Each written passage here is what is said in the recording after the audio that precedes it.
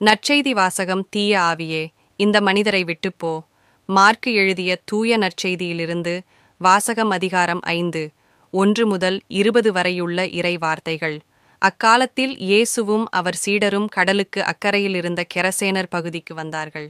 இயேசு படகை விட்டு இறங்கிய உடனே தீய ஆவி பிடித்த ஒருவர் கல்லறைகளிலிருந்து அவருக்கு எதிரே வந்தார். கல்லறைகளே அம்மனிதரின் உறைவிடம். அவரை எவராலும் ஒருபொழுதும் சங்கிலியால் கூட கட்டி வைக்க முடியவில்லை. ஏனெனில் அவரை பலமுறை விலங்குகளாலும் சங்கிலிகளாலும் கட்டியிருந்தும் அவர் சங்கிலிகளை உடைத்து விலங்குகளை தகர்த்து எறிந்தார். எவராலும் அவரை அடக்க இயலவில்லை.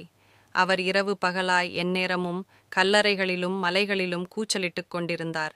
தம்மையே கற்களால் காயப்படுத்தி வந்தார். அவர் தொலையிலிருந்து இயேசுவைக் கண்டு ஓடிவந்து அவரை பணிந்து, இயேசுவே, உன்னத கடவுளின் மகனே, உமக்கு இங்கு என்ன வேலை? கடவுள் மேலாணை, என்னை வதைக்க வேண்டாம் என்று உரத்த குரலில் கத்தினார். ஏனெனில் இயேசு அவரிடம், தீய ஆவியே, இந்த மனிதரை விட்டுப்போ என்று சொல்லியிருந்தார். அவர் அம்மனிதரிடம், உம் பெயர் என்ன என்று கேட்க அவர், என் பெயர் இலேகியோன், ஏனெனில் நாங்கள் பலர் என்று சொல்லி அந்த பகுதியிலிருந்து தங்களை அனுப்பிவிட வேண்டாம் என்று அவரை வருந்தி வேண்டினார். அங்கே மலைப்பகுதியில் பன்றிகள் பெருங்கூட்டமாய் மேய்ந்து கொண்டிருந்தன. நாங்கள் அப்பன்றிகளுக்குள் புகும்படி எங்களை அங்கே அனுப்பிவிடும் என்று தீய ஆவிகள் அவரை வேண்டின.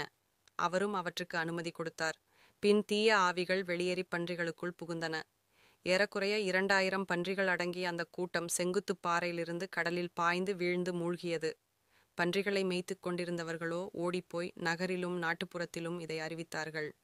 நடந்தது என்னவென்று பார்க்க மக்கள் வந்தனர்.